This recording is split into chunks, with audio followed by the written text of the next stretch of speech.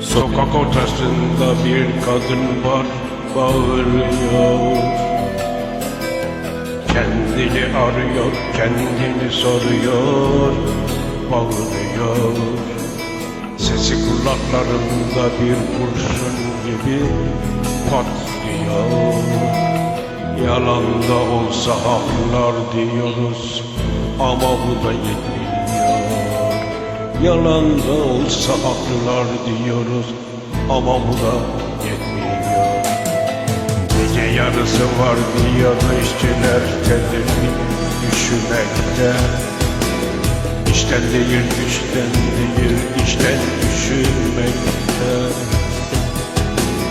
Zaman geçmekte, zaman gitmekte, zaman düşmekte.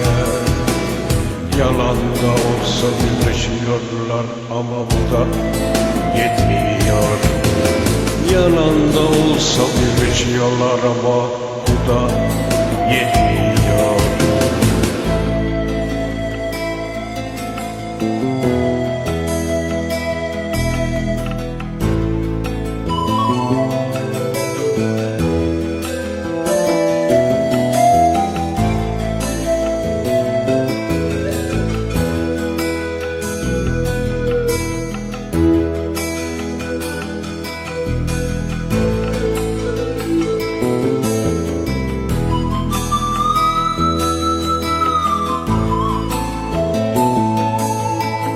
Gece yarısı bir müzisyenler bile geç dönüyor.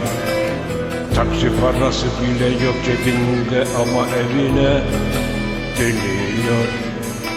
İki damla yaş geliyor gözlerinden, cigarası sönüyor. Yalan da olsa zenginiz, bu bize yetmiyor. Yalan da olsa zenginiz ya, bu bize yetmiyor. Yalnızım yalnızım beni dinlemekte. Yalan da olsa ne var ki bu şarkıyı söylemekte. Yalan da olsa içimden bir bulut akıp gidiyor. Yalan da olsa mutluyum, bu bana yetiyor. Yalan da olsa mutluyum ya, bu bana yetiyor. Yalnızım yalnızım beni dinlemekte. Yalan da olsa ne var ki bu şarkıları söylemekte. Yalan da olsa içimden bir bulut akıp gidiyor. Yalan da olsa mutluyum, bu bana yetiyor.